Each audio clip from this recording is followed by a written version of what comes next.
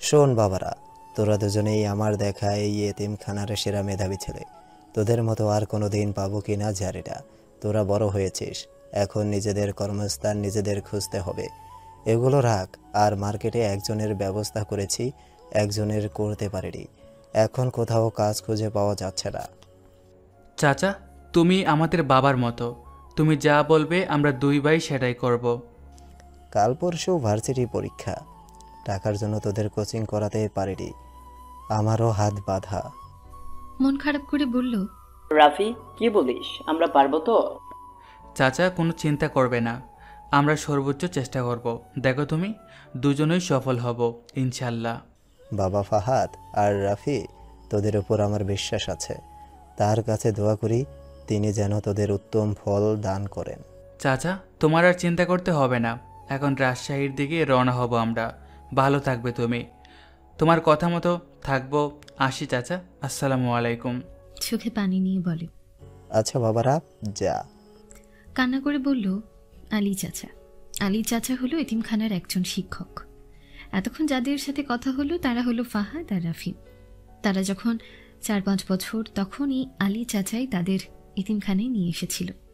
সেই থেকে ওদের জীবনে পরিবর্তন আসে। আলী চাচার আশেপাশে থেকে তারা আল্লাহওয়ালা হয়ে গেছে। ফাহাদ সবসময় রাসূলুল্লাহ সাল্লাল্লাহু আলাইহি সাল্লামের লেবাস পরিধান করতে চেষ্টা করে। অপরদিকে রাফিও ফাহাদের মতন, কিন্তু সে সবকিছুই পরিধান করে। তারা দাখিল আলিম পাশ করেছে। পরশু তাদের ভার্সিটি পরীক্ষা। ফাহাদ আরবি সাবজেক্টে খুবই পারদর্শী, আর রাফি ম্যাথ। আলিম ফাহাদ আর্টস নিয়ে পড়ছে আর রাফি সায়েন্স নিয়ে, কারণ ফাহাদ আরবি শেখার জন্য আগ্রহী। যদিও দুজন পড়ালেখায় খুব ভালো, রাজশাহী গিয়ে হোস্টেল উঠবে, তবে কিছুদিন সময় লাগবে। হলের বড় ভাইরা চলে গেলে বাসের মধ্যে। ভাই, চাচাকে তো বলে দিলাম চিন্তা না করতে, কিন্তু আমরা কি করব সেখানে? একজনের ব্যবস্থা হয়ে গিয়েছে, আরেকজন? দেখ ভাই, চাচা আমাদের পিতার সমান, এতদিন লালন পালন করেছে। আমরা কিন্তু তাদের রক্তের কেউ না, তাকে আর চিন্তিত করার প্রয়োজন নেই। আল্লাহ যেহেতু আমাদের পৃথিবীতে পাঠিয়েছেন, আমাদের না খাওয়া রাখবে না, একবেলা হলেও খাওয়াবেন, তো চিন্তা করিস না। হ্যাঁ ভাই, আমাদের তার শুকরিয়া আদায় করা উচিত। আমরা কেন পৃথিবীতে এসেছি? আল্লাহর ইবাদত করতে, আর হ্যাঁ, মানুষকে তার দিকে ফিরাতে। কি ঠিক তো? একদম।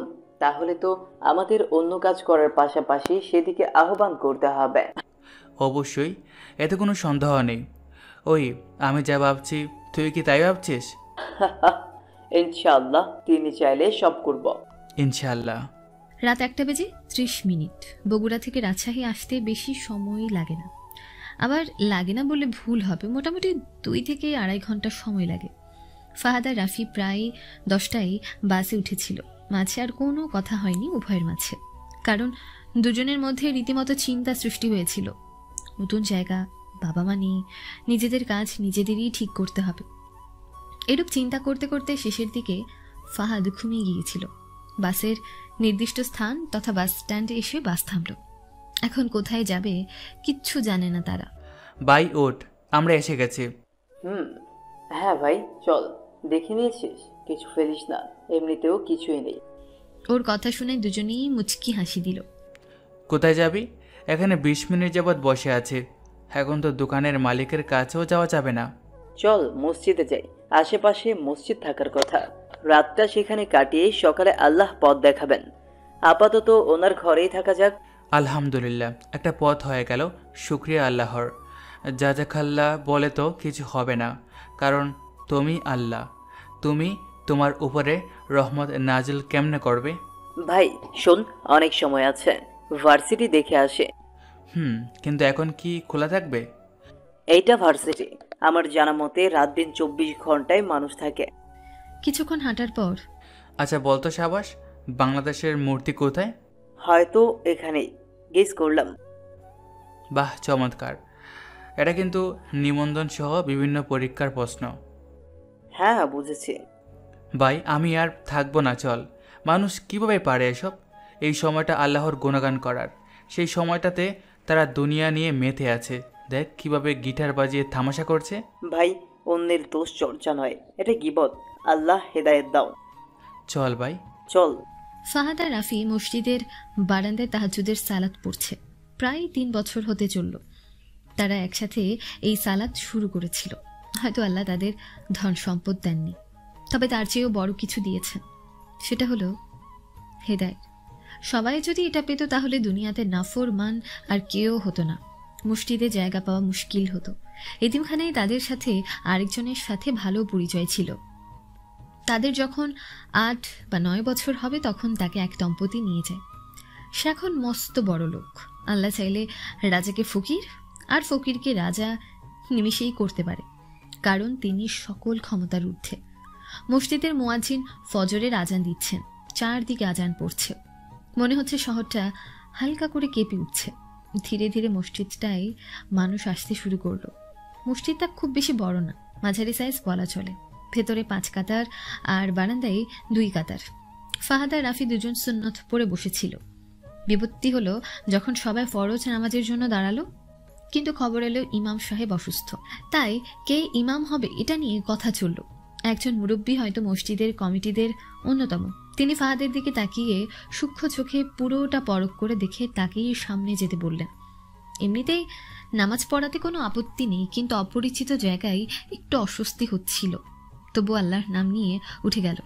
সূরা সফ আর সূরা জুমুয়া দিয়ে শেষ করলো সালাত। ধীরে ধীরে সবাই যখন চলে যেতে লাগলো তখন সেই মুরব্বীটা বললেন, তোমাকে চিনি না, তবে তোমাকে বাছাই করে আমি ভুল করিনি, এটা জেনে নিশ্চিত হলাম। তো তোমাকে এলাকায় নতুন মনে হচ্ছে। আসসালামু আলাইকুম চাচা, আমরা বগুড়া থেকে এসেছি। কাল ভার্সিটি পরীক্ষা, সেখানে অংশগ্রহণ করব। আল্লাহ চাইলে টিকে যাব ইনশাআল্লাহ। এখানে কাজ টাজ করে নিজেদের ভরণ পোষণ করতে হবে। এখন কাজ খোঁজাও কষ্টকর। এখন দেখা যাক আল্লাহ কি রাখছেন আমাদের জন্য। মানুষটা সালাম নিয়ে বললেন, কেন, তোমাদের বাবা মানে? আমরা এতিম চাচা, তবে আল্লাহ আছেন। রাফি মুচকি হাসি দিয়ে বলল, তোমাদের জন্য দোয়া করি আল্লাহ তাআলা তোমাদের উত্তম প্রতিদান দিন। আমার নাম জাকির ইসলাম, মসজিদের সভাপতি।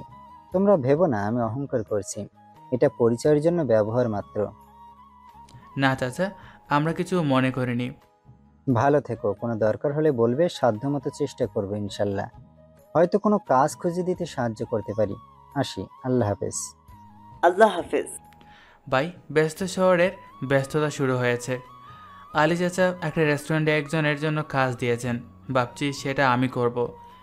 কি বলিস তুই? দেখ, তুই ছোট, আমি ওটা সামলে নিব। বড় ভাই হিসেবে তুই কাজ করবি, আমি চেয়ে চেয়ে দেখব, এটা কেমন বিষয়? কোনো বিষয় না, আমরা বন্ধুর মতো ভাই।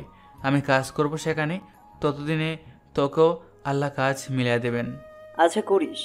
প্রথমে এই ঠিকানায় গিয়ে কল করা লাগবে মালিককে। হ্যাঁ হ্যাঁ, আলী চাচা সেটাই বলে দিয়েছেন। ঠিকানা বেশি দূরে নয়, বিধায় হেঁটে হেঁটে যেতে লাগলো তারা। এতে টাকাও বেঁচে যাবে। রাস্তায় বিভিন্ন মানুষ হাঁটছে, কেউ বা কাজের তাগিদে, আবার কেউ বা মেধা অর্জনের তাগিদে।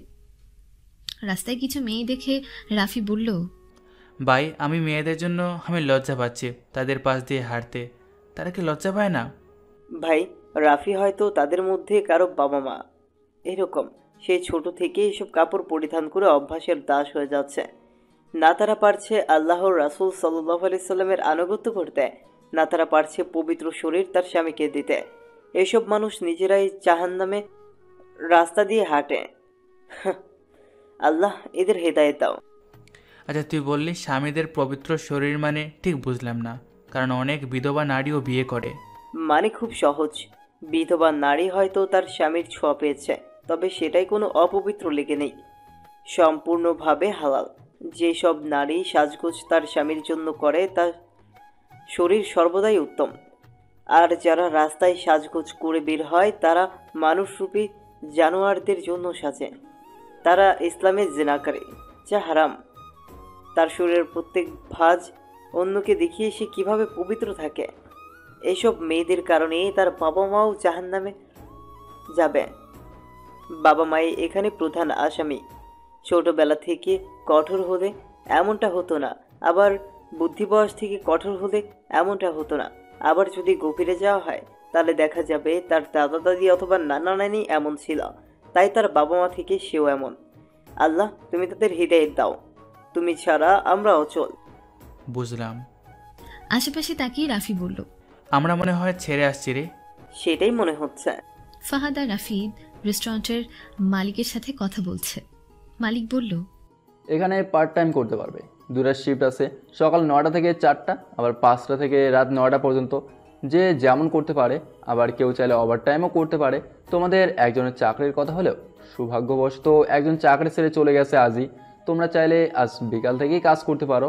আর বেতনের কথাটা সেরে নেই। বেতন যেই দিন থেকে কাজ শুরু করবে সেই দিন থেকে 30 দিন পরেই বেতন পাবে। অ্যামাউন্ট 6000 টাকা।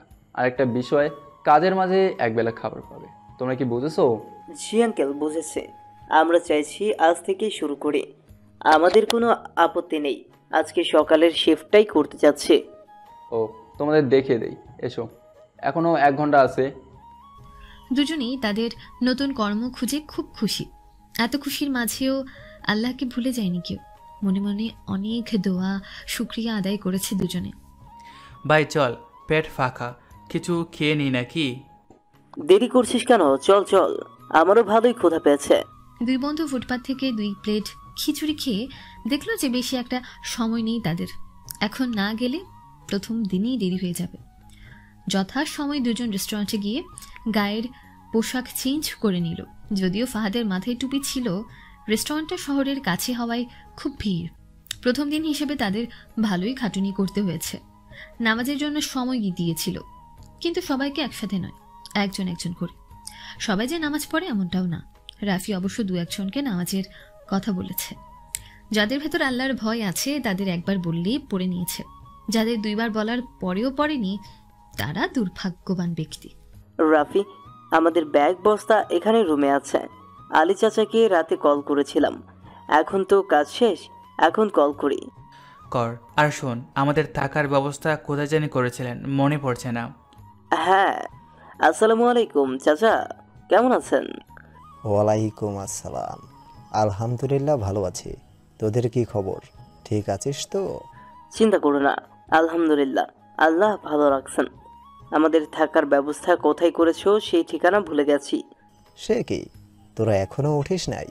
চাচা চিন্তা করো না, কেবল কাজ শেষ হলো, এখন ঠিকানা বলো। লিখে নিবি নাকি?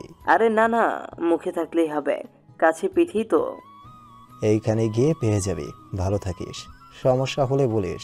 থাকার জায়গাটা তোদের হয়তো পছন্দ হবে না, কিন্তু আমার কিছু করার নেই। সাধ্যমতো চেষ্টা করেছি। আচ্ছা, আল্লাহ হাফেজ।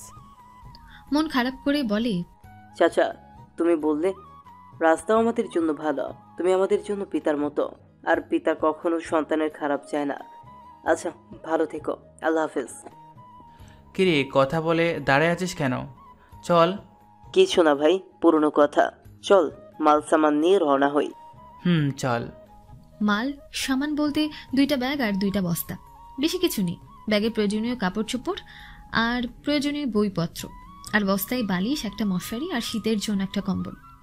অবশ্যই এটা এতিমখানা থেকেই দেওয়া হয়েছিল। বেশ মোটা, গভীর রাতে হয়তো হালকা শীত লাগতে পারে, তবে আল্লাহ যেটার বন্দোবস্ত করেছেন সেটাই আলহামদুলিল্লাহ। অনেকে এটাও পায় না। আলী চাচা একটা ব্যাচেলার হোস্টেলে থাকতে বলেছেন। তার কথা অনুযায়ী সে হোস্টেলের মালিকের সাথে কথা বলে নিয়েছে। এখন দুজনেই গোসল করে রেস্ট করছে। দুপুরে রেস্টুরেন্ট থেকেই খাবার খেয়েছে দুজন, সেখান থেকেই দেওয়া হয়েছে। রেস্ট নেওয়ার মাঝে রাফি বলে উঠল, আমাদের তো কাল পরীক্ষা, তার জন্য একটু হলেও পড়তে হবে, তাই না? হ্যাঁ ভাই, পূর্ব, তবে বাদ মাগরিব থেকে শুরু করব। এখন শুয়ে থাক, জিকির আজকার কর। ও হ্যাঁ, আমার কিছু বাকি ছিল। আচ্ছা, এখানের সবার সাথে পরিচয় হওয়া হয়নি, পরে এই কাজ করতে হবে। বাদ মাগরিব খুব ভালো করে কোমরে গামছা বেঁধে লেগেছে, কেননা একটা ভার্সিটিতে পরীক্ষা দেবে। এটা পেতেই হবে, তাহলে আলী চাচার কষ্ট বৃথা যাবে না। আবার তাদের স্বপ্ন পূরণের ক্ষেত্রেও এর ভূমিকা আকাশ সমান। কিন্তু এখানে আল্লাহকে ভুললে চলবে না। প্রতিটা সময় যার জন্য বেঁচে আছি তাকে ভুলে গেলে কেমনে চলবে? হ্যাঁ, এশার আজান পড়লে 2 বন্ধু নামাজ পড়ে আসে। ম্যাসে তাদের মতোই অনেকজনের বসবাস। তারাও দেশের আনাচে কানাচে থেকে এসেছে। এখন সবার সাথে পরিচিত হওয়ার পর গল্প করতে বসেছে। না না, আপনারা ভুল ভাবেন না। যদিও গল্প করতে বসে আমাদের মাঝে শতকরা অন্যকে নিয়েই কথা হয়, তবে রাফিরা অন্যদের পরিবার, বাড়ি কোথায়, স্বপ্ন কি, আরো অনেক কিছু। আসল কথা, একজন মানুষের সাথে দীর্ঘ সময় চলার জন্য যা প্রয়োজন আর কি। একজন বিশ্বস্ত বন্ধু থাকলে তার সম্পূর্ণ পরিচয় তার আরেক বন্ধুর কাছে থাকে। রাতের খাবার খেয়ে বসেছে সবাই। কথায় কথায় ফাহাদ বলে উঠল, আচ্ছা, অনেকে বলে পিতা নাকি বেস্ট ফ্রেন্ড হতে পারে না, এটা কি ঠিক? অনেকে প্রশ্নটার উত্তর খুঁজছে। ম্যাসের এক বড় ভাই বলে উঠল, আমার মতো অবশ্যই হতে পারে, কেননা ভালো বন্ধুর সংজ্ঞা হচ্ছে এক বন্ধু অপর বন্ধুর সুখে দুঃখে পাশে থাকবে, অসৎ কাজ করলে তাকে বাধা দেবে, দুজনে সৎ কাজ করবে। কিন্তু আফসোসের বিষয় যে আমরা একজন ভালো বন্ধুর সংজ্ঞাটাও পরিবর্তন করেছি। এর চেয়ে কষ্টের বিষয় আর কি হতে পারে? মানুষ খুব নির্বোধ। এখন অনেকে মনে করে বন্ধুর সাথে সিগারেট খাওয়া, রাস্তা দিয়ে মেয়ে মানুষ যাওয়ার সময় খুঁটিয়ে দেখা, বাজে ইঙ্গিত দেওয়া, এইসব। রুমে পিন পতন নীরবতা চলছে। এসব কথা শুনে কেউ মুখ খোলার জো নেই। সবার মাঝে হালকা হালকা এগুন পাওয়া যায়। তখন থেকে তুহিন নামের একজন বলল, ভাই, আমরা কি পরিবর্তন হতে পারি না? জীবনে তো অনেক পাপ করলাম, কিন্তু এখন আল্লাহ কি মাফ করবে? আরে তুমি কি জানো না যে আল্লাহ বান্দাদের ক্ষমা করে থাকেন, যদিও বা তাদের পাহাড় সমান পাপ হয়। শোন তুইন, তোদের অনেক নসিহত করেছি আমি, হয়তো একটু ফিরেছিস। আমার পক্ষ থেকে তোদের সাহায্য করব, তোরা সবাই ফিরে আয়। ভাই, আপনি কি যুবক সমাজকে পরিবর্তন করতে চান? চাই চাই, অবশ্যই চাই। কত দোয়া করেছি, আবার এটা শুরু করতে গিয়ে মারও খেয়েছি। ওইসব জানোয়াররা এই দেখ, আঙ্গুলের কাঠ পর্যন্ত প্লাস দিয়ে টেনে তুলেছে, তবুও হাল ছাড়িনি। সেবার প্রায় 1 সপ্তাহ ধরে নিখোঁজ ছিলাম, কী বা করবো আর। ভাই, সাথে থাকবেন। আমার মৃত্যু ওই আল্লাহর কাছে। আমি আল্লাহর নামে শপথ করছি, আপনারা যদি সাথে সাথ দেন তাহলে প্রথমে এই ভার্সিটির যুবকদের ঠিক করব, নাহলে বোঝাবো, অতঃপর বোঝাবো। যদি না বোঝে আবার ক্ষতি করে তাহলে কেটে কুটি কুটি করব। সবার চোখে মুখে ভয়, আবার কারো চোখ চকচক করছে, হয়তো অমূল্য রত্ন খুঁজে পেয়েছে।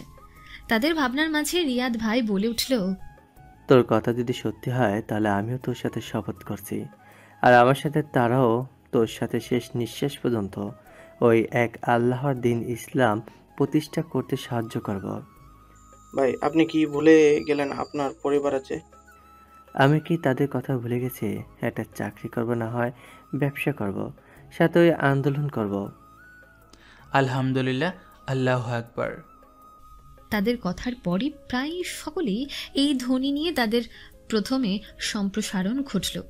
ম্যাচের সবাই বুঝতে পারল আগামী দিন ওইসব জানোয়ারদের জন্য মৃত্যুস্বরূপ। কেননা আজ যাদের চোখ দেখেছে তারা যদি দেখত এই অগ্নিকাণ্ডের স্ফুলিঙ্গ, তাহলে ভয়ে কাঁপত। কিরে ফাহাদ, তোদের যে কাল অ্যাডমিশন পরীক্ষা আছে সেটা ভুলে গেছিস? যা পড়তে বস, আমি যা কথা দিয়েছি রাখবো। যা পড়তে বস। ওই রাফি, তুইও যা। আর শোন, তুই করে বলেছি কিছু মনে করিস না, আমি সবাইকে তাই ডাকি। যা। ভাই শুধু দোয়া করেন, যা পড়েছি সেটাই অনেক। আল্লাহ চাইলে ভালো খবর দেব আপনাদের, কোনো চিন্তা করবেন না। ভাই, ক্ষুধা লাগছে, চলেন খেয়ে নেই। আমরা বোধহয় দেরি করে ফেলেছি। হ্যাঁ হ্যাঁ চল, আমার খেয়ালই নেই। সবাই খেতে বসলো। তুহিন প্লেট নিয়ে আসলো, কিন্তু রাফিদের প্লেট নেই। এখন কি হবে? আচ্ছা, কজন ছুটিতে গেছে ওদেরটা দে, আর কাল তোরা প্লেট কিনে নিস। আচ্ছা ভাই। সবাইকে রিয়াদ ভাত বেড়ে দিল, আর নাফিস নামের একজন সবাইকে তরকারি দিয়ে দিচ্ছে।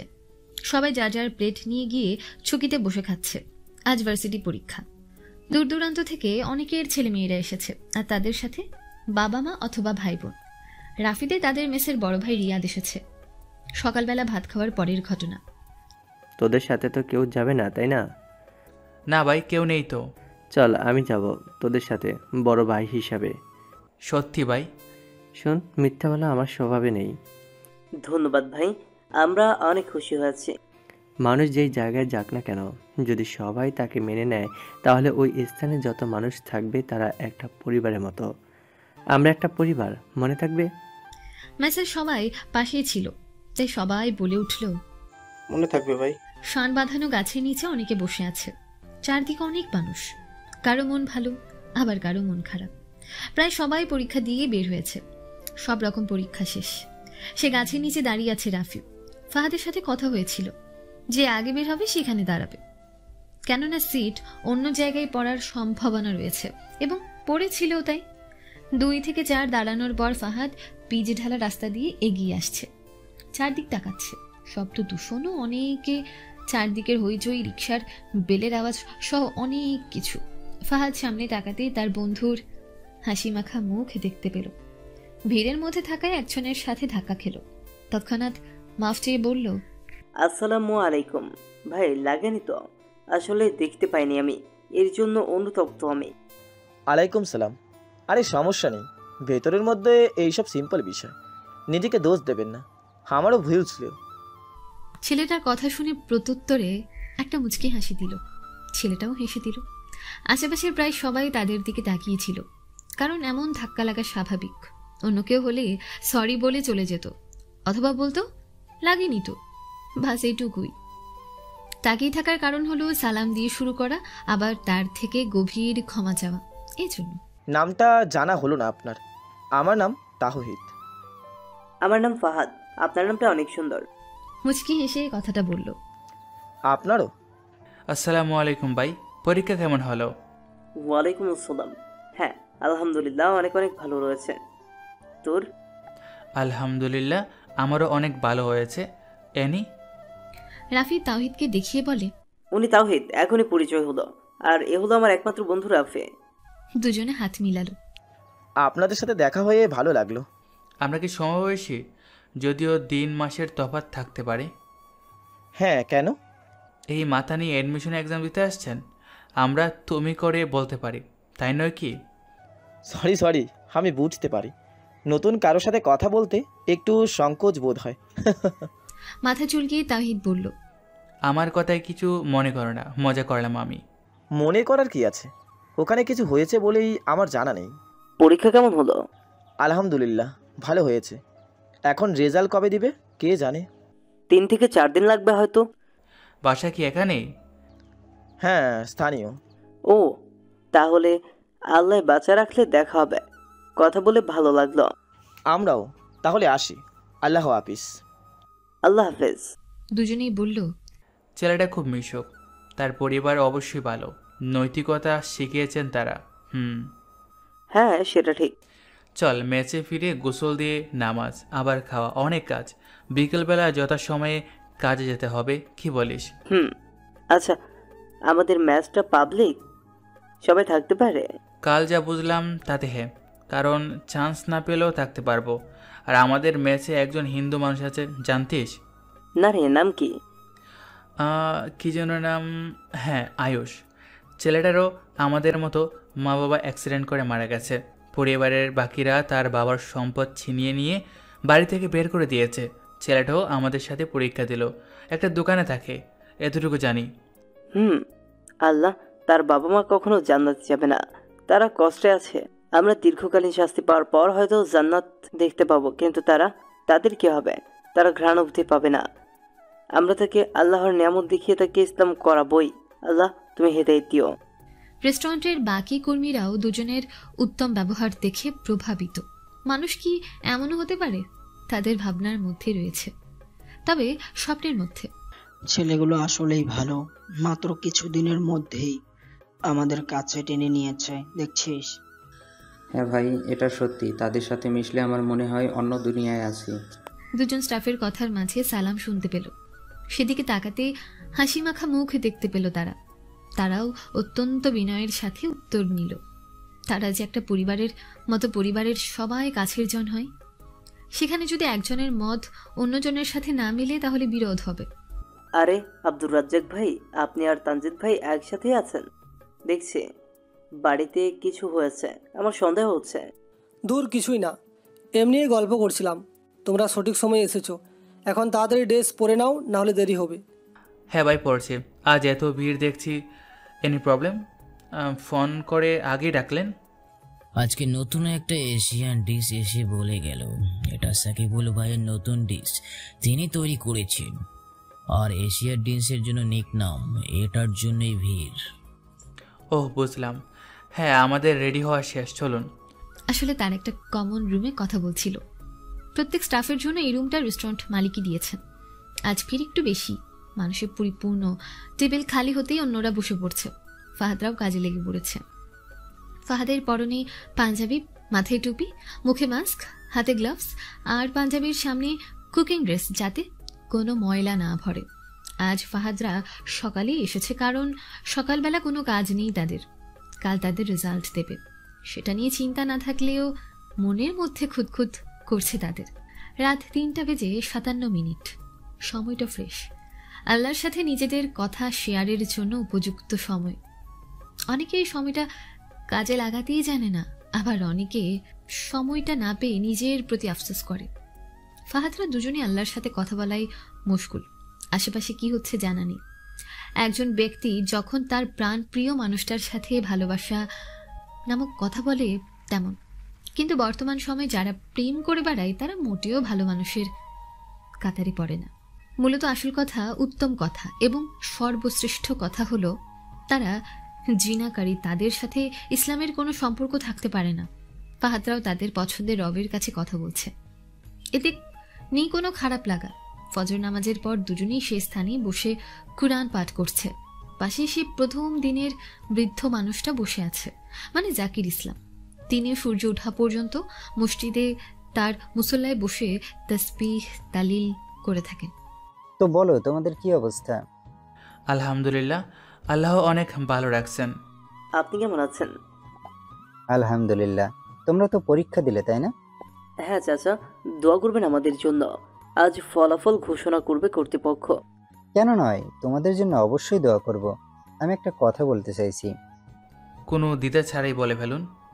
আমাদের মসজিদের খতিব ইন্তেকাল করেছেন, এখনো কোনো ইমাম পাইনি আমি। বাকিরা আমাকে দায়িত্ব দিয়েছে, আমি বুড়ো মানুষ, এখন কই পাবো খাতিব? তোমাদের মধ্যে একজন দায়িত্বটা নাও, কৃতার্থ হতাম। ইন্নালিল্লাহ।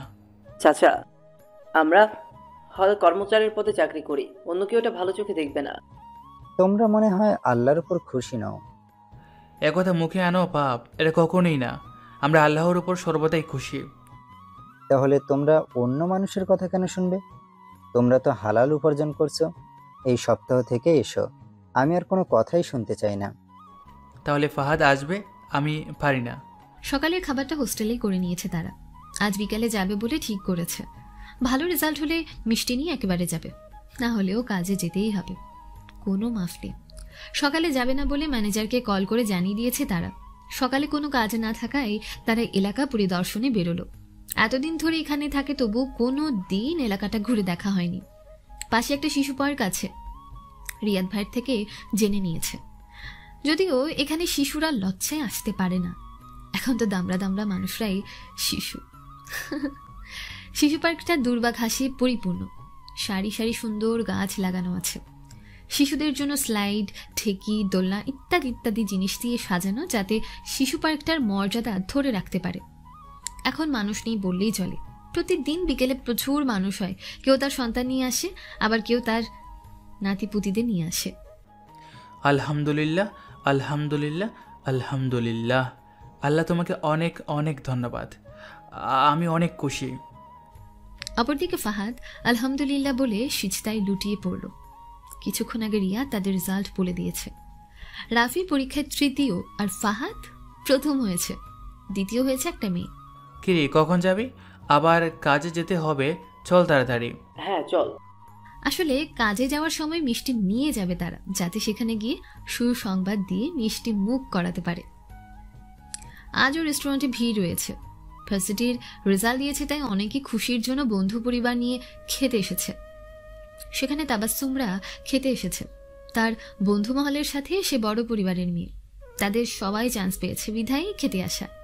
সজীব রেস্টুরেন্টের বড় ভাইদের মধ্যে একজন, সে কাজের মধ্যে ব্যস্ত ছিল, অর্ডার নেওয়ার জন্য এসেছে। ঠিক তখনই আসসালামু আলাইকুম। দেখি ভাই, হ্যাঁ করেন তো। বিসমিল্লাহ। বিসমিল্লাহ। খান। আলহামদুলিল্লাহ ভাই, আমি যা ভাবছিলাম সেটা তবে সত্যি হলোই। আলহামদুলিল্লাহ, আপনাদের দোয়া আর আল্লাহর রহমতে আমি প্রথম আর রাফি তৃতীয় হয়েছে। পরে কথা বলবো নি, কাজের সময় নষ্ট করছি আমরা। আমার মনেই ছিল না, আমারও কাজ আছে। হ্যাঁ যাও। ধীরে ধীরে টেবিলগুলো ফাঁকা হচ্ছে। তাবাসসুমরা বসে আছে সেই টেবিলে, সবাই গল্পের ঝুড়ি নিয়ে বসেছে। ফাহাদরা সেই টেবিলের পাশে কিছু সময় কথা বলেছিল বিধায় ওই টেবিলের প্রায় সবাই তাদের কথা শুনতে পেয়েছে। ফাহাদের মুখটা দেখা যায়নি, কিন্তু তাবাসসুমের এক বান্ধবী বুশরা সে স্পষ্ট কথাগুলো শুনতে পেয়েছে। যদিও বা প্রথম কথা শুনে বেশি একটা শোনার প্রয়োজন বোধ করেনি, কিন্তু রাফির নাম শুনে ফাহাদের দিকে তাকিয়েছিল। ফাহাদের পরনে টুপি আর টি শার্ট, নিচে প্যান্ট। কথাগুলো তার বান্ধবীদের বলল, কিন্তু কেউ তার কথার গুরুত্ব না দিয়ে তাবাসসুম বলল, তোর খেদে কাজ নেই? হ্যাঁ, তৃতীয় হয়েছে রাফিউল ইসলাম নামের ছেলে, তারপর আমি। আর 3টা পারলেই টপকাতে পারতাম। আমার কেন জানি মনে হচ্ছে এই ছেলেই সেটা। তার মতো টপার এখানে কাজ করবে? তোর রুচি দেখলে বমি পায়। ওদের এক বান্ধবী শেলি কথাটা বলল। চুপ থাক, বিশ্বাস করবি না তো? ওয়েট, যাকে কথাটি বললো সে তো এখানে আসবে, তাকে জিজ্ঞেস করলেই তো হয়, তাই না? তোরা বাচ্চাদের মতো ঝগড়া করিস না। আচ্ছা, ঝগড়াটা বাঁধালো কে? বুঝছা, রাইট? তোরাও একটা সামান্য বিষয় নিয়ে কি করছিস? আচ্ছা, ওই যে আসছে, নে জিজ্ঞেস কর এবার। সজীব এসে চুপচাপ কর্মচারীর মতো তাদের অর্ডার করা জিনিসগুলো দিতে লাগলো। একটা কথা বলি, এখানে প্রত্যেক টেবিলে একজন করে কর্মচারী নির্দিষ্ট করে দেওয়া আছে। সজীব ওই টেবিলের অংশ। হঠাৎ সজীবের কাজের মধ্যে ব্যাঘাত ঘটিয়ে বুশরা বলল, আচ্ছা ভাইয়া, একটা কথা বলতে পারি? সজীব হকচকিয়ে উঠল, নিজেকে ঠিক করে নিয়ে বলল, ম্যাম, আমাকে লজ্জা দেবেন না, আপনার যা ইচ্ছে বলুন, আমি আপনাদের সেবায় প্রস্তুত আছি। সজীব সুন্দর করে বলল, না তেমন কিছু নয়, বলছি কিছুক্ষণ আগে আপনারা দুইজন কিসের কথা বলছিলেন প্রথম, দ্বিতীয় এখানে দাঁড়িয়ে? ম্যাম, আমাকে ক্ষমা করে দিন, আমি চাইনি আপনাদের সময় অপচয় হোক, প্লিজ স্যারকে কিছু বলবেন না। সজীব ভয়ার্ত মুখে কথাগুলো বলল, আপনি শুধু শুধুই ভয় পাচ্ছেন, তেমন কিছু হবে না। আপনি বলুন কি বলছিলেন? আসলে আমরা ভার্সিটি এক্সামের কথা বলছিলাম, সেই জন্য মিষ্টি খাওয়ালো ওরা। ভালো রেজাল্ট করেছে তো তাই, আর কিছুই নয়। আমাকে ক্ষমা করবেন ম্যাম, আপনাদের সময় নষ্ট হচ্ছে। সমস্যা নেই, তাদের পজিশন? তাবাসসুম হঠাৎ বলে উঠল, তারও কৌতূহল জাগছে মনের মধ্যে। যার সাথে কথা বলেছিলাম সে প্রথম, আর অন্যজন তৃতীয়। কি? সবার সাথে শিলি চেঁচিয়ে বলে উঠল, ওই তুই মিথ্যা বলছিস কেন রে? আমাদের দেখে ছোট বাচ্চা মনে হয়? শেলি রেগে কথাগুলো বলল। শেলি চুপ থাক, এত রিয়েক্ট করার মতো কিছুই হয়নি। আমাদের বোকা বানাচ্ছিস এই ছেলে। ওই ওদের নাম বলতো। ম্যাম সরি, আমি সামান্য কর্মচারী, এত কিছু জানি না যে আপনাদের বলবো। সরি, ক্ষমা করবেন। পারলে আমার জবটা ছিনিয়ে নেবেন না। যদি কিছু সাহায্য লাগে মাঝের সুইচে ক্লিক করবেন। Sorry ma'am. সজীব দুঃখী হয়ে চলে গেল। তোর একদম উচিত হয়নি তাকে এসব বলার। দেখছিস, তাকে দেখে মনে হচ্ছে এক্ষুনি কেঁদে ফেলবে। সিনহা ওদের বান্ধবী। তোর শেখানো লাগবে না আমাকে। সে মিথ্যা বললো আর তোরা বিশ্বাস করে নিলি? হ্যাঁ, তার কথা মিথ্যা ছিল না রে। আচ্ছা যাই হোক, নে খা, ঠান্ডা হয়ে যাবে এবার। ওইটা নিয়ে আর কথা বলিস না তো। কাজ শেষে সবার সাথে কথা বলছে ফাহাদ আর রাফি, সবাই তাকে শুভেচ্ছা জানাচ্ছে। মেহমেদ ভাই একটু বেশি বলছেন, কিন্তু আমাদের লজ্জা লাগছে। রাফি করুণ সুরে বলল। রাফির কথা শুনে সবাই হেসে ওঠে। সজীব ভাই বলে উঠল, আরে তোমাদের যা প্রাপ্য তা তো তোমরা পাবেই, আর আমি কিন্তু জানি তোমরা পারবেই। তোমাদের উপর বিশ্বাস ছিল আমাদের, না কি বলিস মেহমেদ? একবারে সত্যি কথা ভাই, কোনো মিথ্যা নাই। ভাই চলেন হাঁটতে হাঁটতে কথা বলি। সবার রেডি হওয়া শেষ? আসলে সবাই তাদের পোশাক চেঞ্জ করছিল। হ্যাঁ হ্যাঁ চল। তাদের কথা শুনে স্বয়ং ম্যানেজার এসে বললেন, কি হচ্ছে এখানে, এত শোরগোল কেন? বস, একটা গুড নিউজ আর একটা ব্যাড নিউজ আছে। কোনটা প্রথমে শুনবেন? অ্যাবসলিউটলি, গুডটা চুজ করব, দেন ব্যাড। এখন বলো। ফাহাদ রাফি দুজনেই ভার্সিটিতে চান্স পেয়েছে, এবং সেটাও খুব ভালো রেজাল্টের সাথে। মাশাআল্লাহ, আলহামদুলিল্লাহ। আর আরেকটা ব্যাড নিউজটা হলো আপনি এখনও তিতা মুখেই আছেন, মিষ্টি মুখ করতে পারেন নাই। হা করেন তো দেখি। বলা শেষ করে চট করে একটা পুরো মিষ্টি মুখে ঢুকিয়ে দিয়েছে।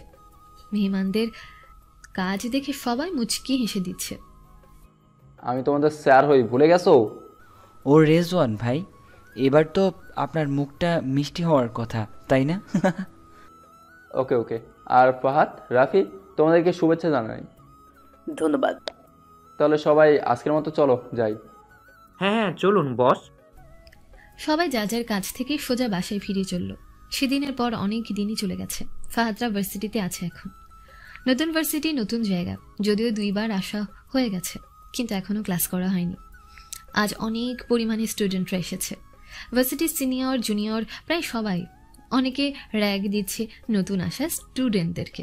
ছেলে মেয়ে একসাথে বসে নষ্টামি করছে। বেপর্দা আবার কত শত মেয়ে পর্দার মাঝে অপরকে শরীর দেখাতে ব্যস্ত। ফাহাদ ভার্সিটির ভেতরে ঢুকে কিছু দূর যাওয়ার পর চারদিকে একবার তাকিয়ে আবার সামনের দিকে হাঁটতে লাগলো। যদিও ডিপার্টমেন্ট আলাদা, কিন্তু যাওয়ার রাস্তাটা দিয়ে সব স্টুডেন্টরা যাওয়া আসা করে। ভাই আমি খুব লজ্জিত রে।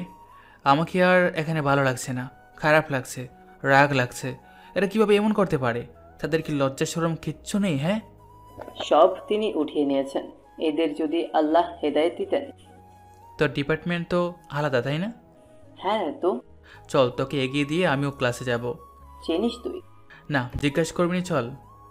তখনই পেছনে রাফির নাম ধরে কেউ ডাকলো। তখনই তারা দুজন নিয়ে আশেপাশে তাকিয়ে দেখলো যে তাওহিদ দৌড়ে দৌড়ে আসছে। সে এসে সালাম দিল, তারাও উত্তর করে সালাম দিল। কি খবর তোমাদের? কেমন আছো তোমরা? আলহামদুলিল্লাহ, আমরা অনেক ভালো আছি। তুমি কেমন আছো? আলহামদুলিল্লাহ, আমিও সেম। কোথায় যাচ্ছিলেন? ওকে ওর ডিপার্টমেন্ট এগিয়ে দিচ্ছিলাম। তুমি কি যাবে আমাদের সাথে?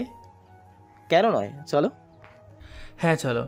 তুমি কি এই ডিপার্টমেন্টের এক্সিট লোকেশনটা জানো? হ্যাঁ, সামনেই, চলো। গল্প করতে করতেই যাই।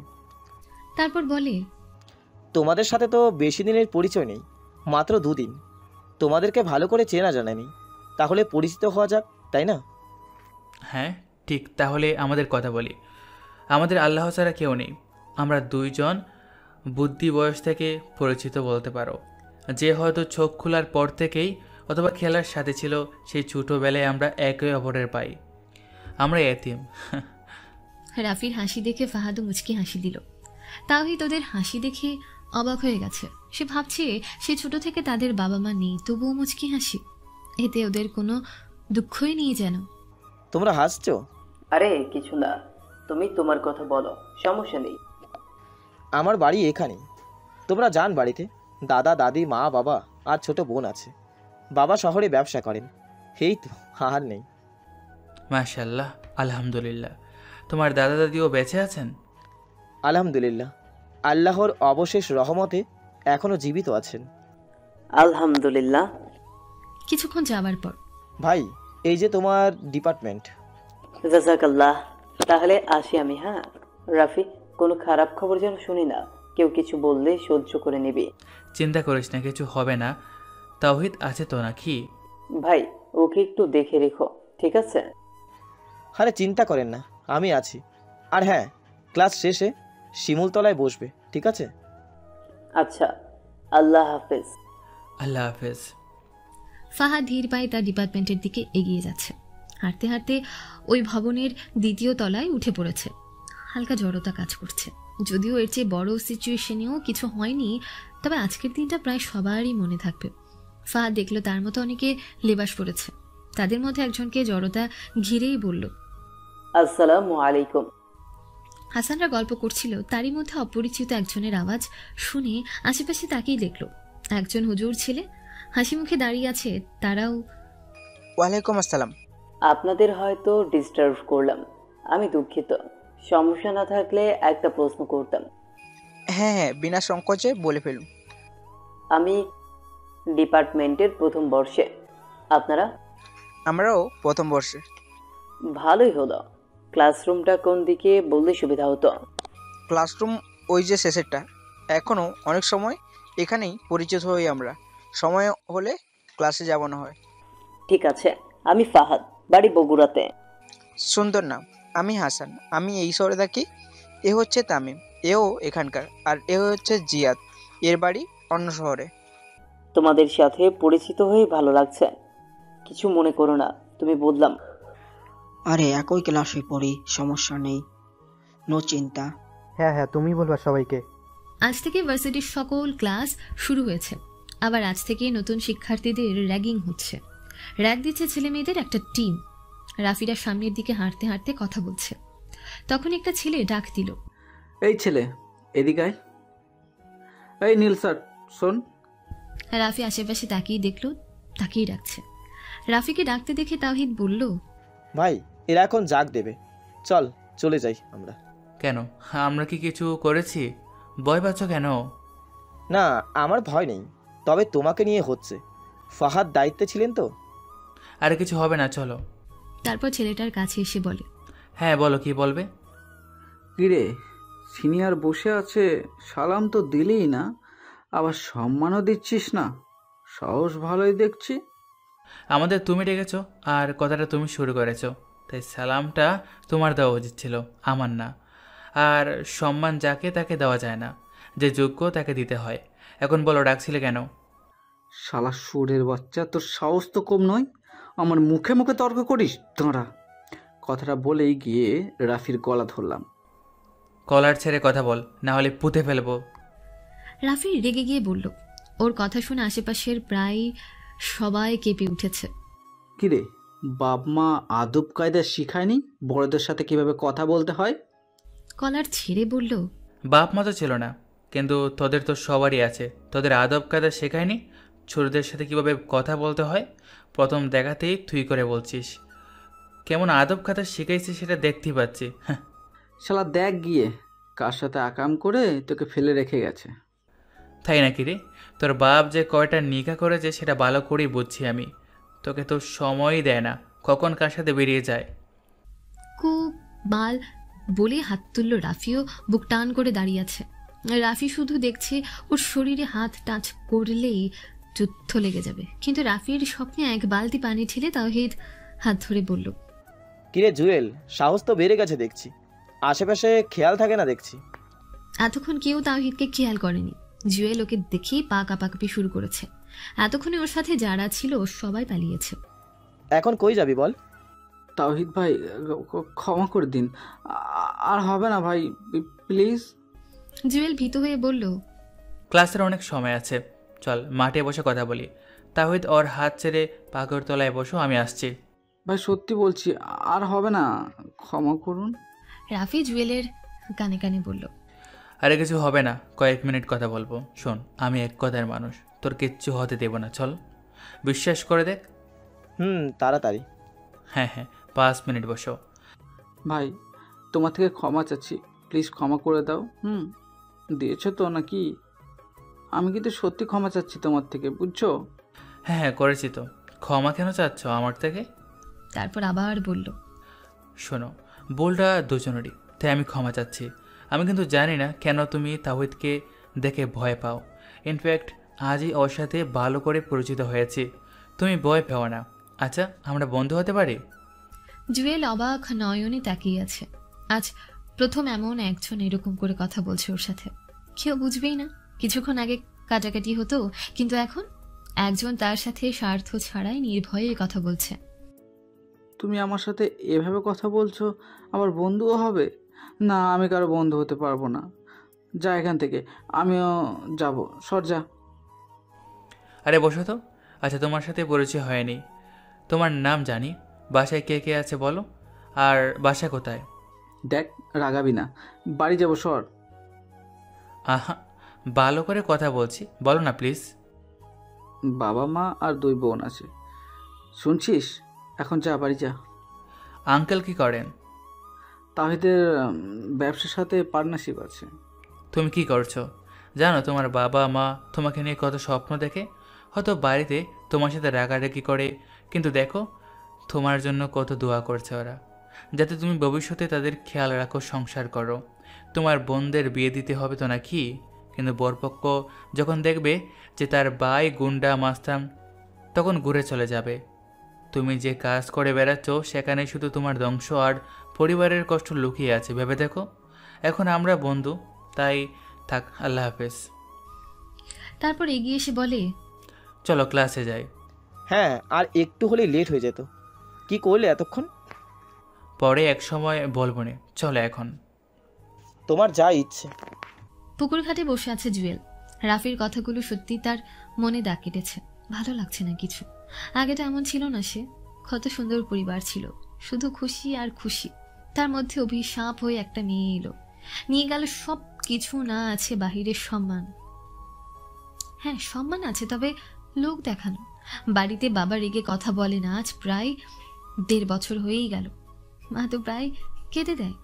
তার ছেলেটা যে এমন ছিল না, এখন যেমন আছে তার চেয়ে সম্পূর্ণ উল্টো। একটা বোনের বিয়ে হয়েছে 1 বছর, কিন্তু তার জন্য বিয়ে ভেঙে যাচ্ছিল। কিন্তু তার বাবা নাসির খান পাত্রপক্ষের পায়ে পড়েছিলেন, তাই বিয়েটা হয়েছে। ছোট বোনটা এসএসসি দিয়েছে, সেও বড় হচ্ছে, তারও বিয়ে দিতে হবে। সবকিছু ভেবে জুয়েলের চোখ দিয়ে নোনা পানি ঝরছে। খেয়াল নেই, মনে মনে 1000খানা অভিযোগ জানাচ্ছে আল্লাহর কাছে। পাপ করেছে অনেক, প্রায়শ্চিত্ত হবে কি? রাফির কয়েকটা কথায় গলার মানুষ জুয়েল নয়। তবে কারণটা হলো সিগারেটের জন্য ক্যান্সার ধরা পড়েছে।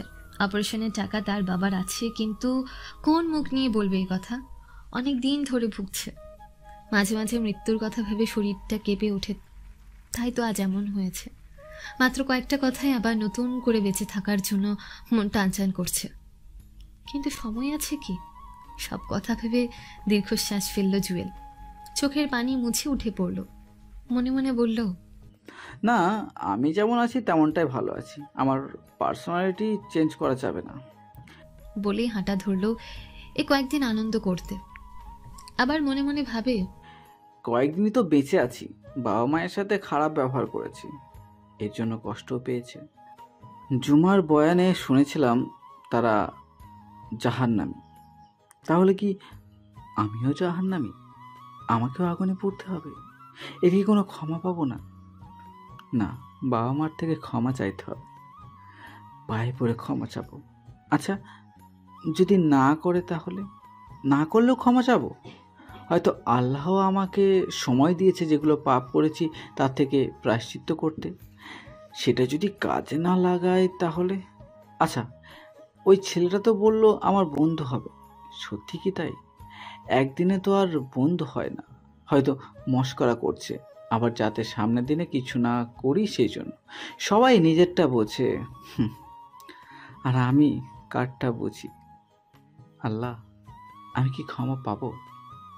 বলে আবার কাঁদতে লাগলো। পুনরায় ওই স্থানে ঠাঁই হয়ে বসে পড়ল। এখন তার সাথী হলো পাকা শান বসার জন্য, কিন্তু সে সিঁড়িতে বসে হেলান দিয়েছে। ক্লাস শেষ সবার। এখন কত ছেলে মেয়ে আড্ডা দেবে, জিনা করবে, আরো কত কি। রাফি ওদের ডিপার্টমেন্ট থেকে বের হয়ে সামনে আসতে দেখলো ফাহাদ আসছে। কেমন ক্লাস হলো তোদের? আলহামদুলিল্লাহ ভাই, অনেক ভালো, কিন্তু কাল থেকে চোখে পট্টি বেঁধে আসবো, না হলে আমার চোখ বেহায়া হয়ে যাবে। তোমার কেমন লাগলো? আলহামদুলিল্লাহ, আমারও ভালো লাগলো, যদিও আজ শুধুই নাম আর কিছু পড়া দিয়েছে। তোমার কেমন লাগলো বললে না তো? আমারও অনেক ভালো লেগেছে। আমার কিছু জানার ছিল। কি জানবে? জুয়েলের বিষয়টা নিয়ে। ছেলেটা এমন কেন? আমার মনে হয় ওর সাথে কেউ মিশে না, ওর ভালোবাসা দরকার। একটু কথাতেই বুঝে গেলে তুমি? আমার বুঝতে অনেক সময় লেগেছে। ও এমন ছিল না, এখন যেমনটা দেখলে তার সম্পূর্ণ বিপরীত ছিল। পড়ালেখা, ভালো ব্যবহার, সবার সাথে মেশা, নেশাও করতো না। একটা মেয়ের কারণে এমনটা হয়েছে। ওর বাবা মা দুশ্চিন্তায় আছে, ওর জন্য ওর বড় বোনের বিয়ে ভাঙতে হচ্ছিল। আঙ্কেল পায়ে ধরে আকুতি মিনতি করেছে, তারপর হয়েছে। তারপর থেকে সে আরও গুটিয়ে নেমে খারাপের দিকে যাচ্ছে। আচ্ছা, তাহলে এই ব্যাপার ফাহাদ কিছু করতে পারবো না? ইনশাআল্লাহ। দুজনেই একসাথে বলল, শয়তানের চক্রান্ত দুর্বল, সূরা নিসা -76। নারীর চক্রান্ত ভয়ঙ্কর, সূরা ইউসুফ -28 আয়াত অংশ। কি বুঝলে? নারীদের থেকে বেঁচে থাকতে হবে। আচ্ছা, কাল ওর সাথে কথা হবে। তাহলে আসি। আল্লাহ হাফেজ। আল্লাহ হাফিজ। এই পুকুর পাড় থেকে ঘুরে আসি চল, দিনটা মেঘলা আছে, ঠান্ডা বাতাস বইছে। চল। এদিকে জুয়েল চুপচাপ বসে আছে, মনে হচ্ছে নির্জীব। রাফি জুয়েলকে দেখে বলে উঠল, কি হয়েছে, কাঁদছো কেন? এই মন খারাপ তোমার? জুয়েল। রাফি মাথা নাড়ল, ঝুব্বার পকেট থেকে রুমাল বের করে সিঁড়িতে রেখে ঠিক জুয়েলের পাশেই বসলো সে। জানো, তোমার মতো অনেক মানুষ ভুল করে মানুষের কাছে, আল্লাহর কাছে ক্ষমা চাওয়ার সময় পায় না। আর দেখো তোমাকে আল্লাহ কত সময় দিয়ে রেখেছে। দেখো, তোমার সামনে 3টা অপশন আছে। প্রথম নারী, দ্বিতীয় প্রাচুর্য, আর তৃতীয় আল্লাহ। তুমি কাকে চাইবে? এখানে একটা কন্ডিশন আছে, সেটা হলো তুমি আল্লাহর প্রিয় বান্দা, তুমি তার কোরআনকে সঠিকভাবে মেনে চলেছ, সবাইকে ভালো কাজের আদেশ দিয়েছ, আরও কত কাজ। এই জন্য এই তিনটার মধ্যে একটাকে আল্লাহ তোমাকে দিবে। এখন তুমি কোনটা নিবে আমাকে উত্তর দাও। জুয়েল চুপ করে মনোযোগ দিয়ে কথাগুলো শুনল। নিজের মনে মনে কিছু ভেবে অনেকক্ষণ পর বলল, আল্লাহকে বেছে নেব। বলো কেন? কেন? তুমি তো আল্লাহর ইবাদত করেছো, তাই তো তোমাকে এইগুলোর মধ্যে আল্লাহ একটি দিবে, কিন্তু তুমি আল্লাহকে বেছে নিলে এমনটা কেন? Explain me. ফাহাদের কথা শুনে ফটাফট উত্তর দিল, নারী আল্লাহর সৃষ্টি, প্রাচুর্য আল্লাহর সৃষ্টি, এবং আমিও তার বাহিরে নয়, তাই আমি সবই নেব, কিন্তু আল্লাহ তো একটা দিবেন। আমি সেই জন্য আল্লাহকেই বেছে নেব, কারণ ওগুলো তো আল্লাহ। যদি আমি আল্লাহকেই বেছে নিই তাহলে ওগুলো সব আমার হয়ে যাবে। মাশা আল্লাহ, মাশা আল্লাহ, আলহামদুলিল্লাহ। রাফি কিছু বুঝলে? রাফি জুয়েলের কথা শুনে বেয়াক্কেল হয়ে গেছে। এরকম প্রশ্নের উত্তর শুধু মেধাবীরাই দিতে পারে। যদি অন্য কাউকে এটা করা হতো তাহলে ডাইরেক্ট বলে দিত আল্লাহকে, কিন্তু এর বর্ণনা করতে পারতো বলে মনে হয় না। ভাই তুমি তো ফাটিয়ে দিয়েছো। জানো জুয়েল, বাবা মার মধ্যে মা সবচেয়ে বেশি কষ্ট সহ্য করেন, তারপর বাবা। দুজনকেই সমান ভালোবাসা উচিত। তবে সদাচার পাওয়ার হকদার মা রাসূল সাল্লাল্লাহু আলাইহি সাল্লামকে একজনের বিষয়ে প্রশ্ন করায় তিনি 3 বার মায়ের কথা উল্লেখ করেছেন, তারপর বাবা। অতএব তাদের কষ্ট দেওয়া অনুচিত। আমাদের এখান থেকে ফিরতে হলে তওবা করতে হবে। হয়তো তুমিও আল্লাহর প্রিয় বান্দাদের একজন হতে পারবে। আমি চাই তো, কিন্তু আমি বাবা মাকে কষ্ট দিয়েছি, এই জন্য তো আমি জাহান্নামী। আমাকে আল্লাহ ক্ষমা করবেন না। আমার খুব ইচ্ছে হয় বাবা মায়ের খেয়াল রাখতে, তাদের সাথে কথা বলতে, কিন্তু কিন্তু আমি তো মস্ত বড় পাপী। আমি যা পাপ করেছি এই জীবনে হয়তো আর কয়েকদিন বেঁচে থাকবো, এখন কিভাবে মাফ করব? কথাগুলো ভাঙা ভাঙা গলায় বলে কেঁদে উঠল। আহা, কাঁদছো কেন? আমি বলছি আল্লাহ দেয়া কোরআন আমাদের হেদায়েতের জন্য দিয়েছে। তুমি আল্লাহর পথে চলতে চাইছো, তাই তোমাকে কোরআন মানতে হবে, রাসূল সাল্লাল্লাহু আলাইহি সাল্লামকে মানতে হবে। আল্লাহ কোরআন মাজিদে বলেছেন, কেউ জানে না আগামীকাল সে কি অর্জন করবে, এবং কেউ জানে না কোন স্থানে তার মৃত্যু ঘটবে। সূরা লোকমান 34। এখান থেকে শিক্ষা নিতে পারবো আমরা কখন কি পাবো। আমাদের মৃত্যু কখন হবে সব আল্লাহর হাতে, তাই তার উপর বিশ্বাস রাখতে হবে। আমি সৎকর্মশীলদের পুরস্কার নষ্ট করি না। সূরা কাহাফ। এখানে আল্লাহ বলেছেন আমরা ভালো কাজ করলে পুরস্কার পাব। আমরা যদি আল্লাহর পথে ফিরে আসি এটা উত্তম কাজ, এর জন্য আল্লাহ উত্তম সাজা রেখে দিবেন। নিশ্চয়ই যারা তাদের পালনকর্তাদের না দেখে ভয় করে তাদের জন্য রয়েছে ক্ষমা ও মহা পুরস্কার। সূরা আল মুলক 12। আমরা আল্লাহকে কখনো দেখিনি, এতেই আমরা তার উপর ঈমান আনতে হবে। এতে আমাদের ক্ষমা ও পুরস্কার। তওবা করে ফিরে আসলে আল্লাহ তার পূর্বের গুনাহগুলো নেকিতে পূর্ণ করে দেন। সূরা ফুরকান -70। এই আয়াতে দেখো, তুমি উহুদ পাহাড়ের মতো গুনাহ করেছ, কিন্তু তুমি যদি তওবা করো তাহলে আল্লাহ তোমার পূর্বের গুনাহ মাফ করে নেকিতে পরিবর্তন করবে। কিন্তু তুমি যদি মানুষের হক ছিনিয়ে নাও তাহলে আল্লাহ এখানে কিছু করবে না, তোমাকে সেই মানুষদের থেকে ক্ষমা চাইতে হবে। বুঝেছো এবার? জুয়েল, এবার আমাদের বন্ধু বানিয়ে নাও প্লিজ। তুমি আজ কেন এমন হয়েছো আমি জানি না, তবে যদি তুমি সত্যি সত্যি নারীর কবলে পড়ে এমন হয়েছো, আবার খারাপ বন্ধুর জন্য এমন হয়েছো, তবে এই হাদিস এবং আয়াতগুলো শোনো। রাসূল সাল্লাল্লাহু আলাইহি সাল্লাম বলেছেন খারাপ সঙ্গী জাহান্নামের কারণ হতে পারে। সহিহ বুখারী 1360। দেখো, এখানে রাসূল সাল্লাল্লাহু আলাইহি সাল্লাম বলেছেন আমাদের ভালো সঙ্গীর কথা বলেছেন। আমরা ভালো কি না জানি না, তবে আমরা তোমাকে সাধ্যমতো সাহায্য করব সব দিক দিয়ে, শুধু আমাদের একবার বলে দেখো। আবার দেখো, আল্লাহ কোরআনে বলেছেন শয়তানের চক্রান্ত দুর্বল। সূরা নিসা 76। নারীর চক্রান্ত ভয়ঙ্কর। সূরা ইউসুফ 28 আয়াতাংশ। এখানে দেখো, নারীর চক্রান্ত শয়তানের চক্রান্তের চেয়ে ভয়াবহ। আল্লাহ আমাদের সেই 1400 বছর আগেই বলে দিয়েছেন, কিন্তু যদি আমরা কোরআন না পড়ি তাহলে কিভাবে এটা জানবো? এই দেখো, তুমি আমাদের সাথে থেকে এত কিছু জানতে পারলে, তবুও আমাদের সাথে থাকবে না, বন্ধু বানাবে না। ফাহাদ আর রাফির কথাগুলো শুনে জুয়েল দুজনকেই জড়িয়ে ধরে বাচ্চাদের মতো কাঁদতে লাগলো।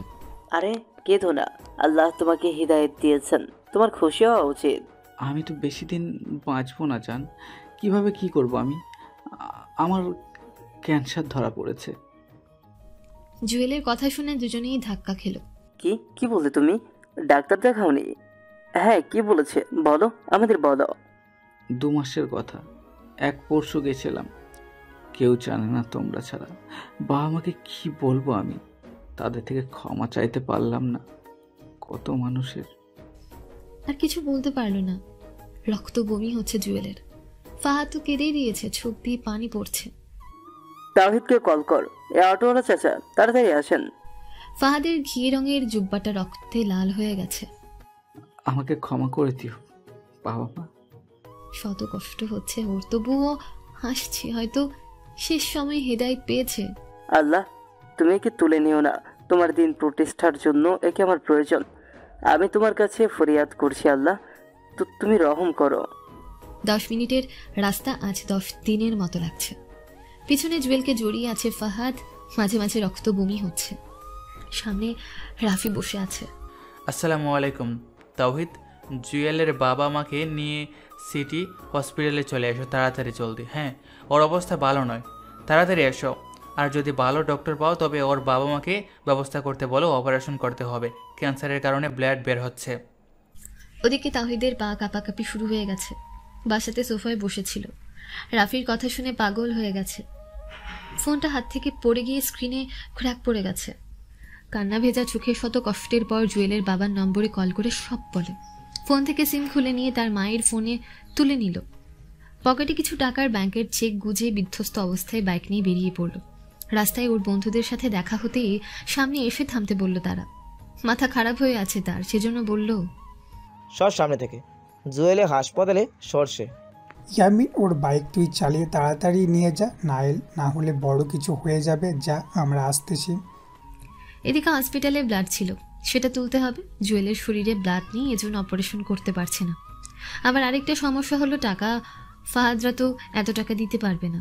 দুজনের কাছে যা ছিল তা দিয়েছে। রাফির চোখ রেগেই লাল হয়ে আছে। আপনারা অপারেশন শুরু করুন না, ওর বাবা মা আসছে, টাকা দেবে। আসতে তো দিবেন নাকি? না আসলেও আমার কিডনি বেচবো, তবু শুরু করুন। চিল্লিয়ে কথাগুলো বলছে। তখনই তাওহিদ আসলো। ওকে দেখে রাফি দৌড়ে গিয়ে বলল, ভাই, এর টাকা না দেওয়ার জন্য অপারেশন শুরু করছে না। ওর অবস্থা ভালো না। কয় টাকা লাগবে? হ্যাঁ, 5 লাখ টাকা লাগবে নাকি? 5 কোটি সব দিয়ে শুরু করুন আপনার চান। দেখুন, এটা বেসরকারি হাসপাতাল, এখানে এভাবে চিৎকার। ঠাস করে চড় দিল তাওহিদ। ডক্টরের কান বেয়ে রক্ত পড়ছে। শালা হারামি, টাকা দিতে চেয়েছি, আর 1 মুহূর্ত দেরি হলে খুন করে ফেলবো। চা।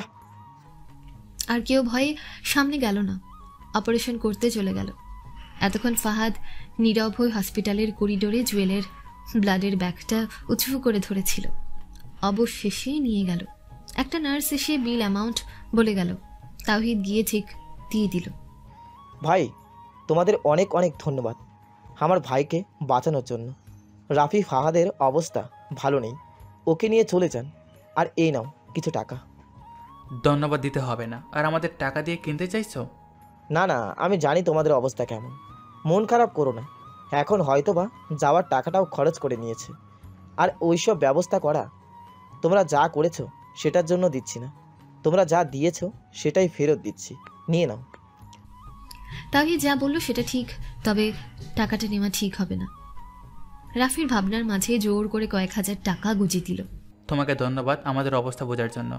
আমাদের ক্ষমা করো, আমরা নিরুপায় ছিলাম। আল্লাহ আমাদের ধন সম্পদ দেননি, তাই ওর অপারেশনটা আগে শুরু করাতে পারলাম না। ক্ষমা করে দিন আমাদের। আসি আমরা।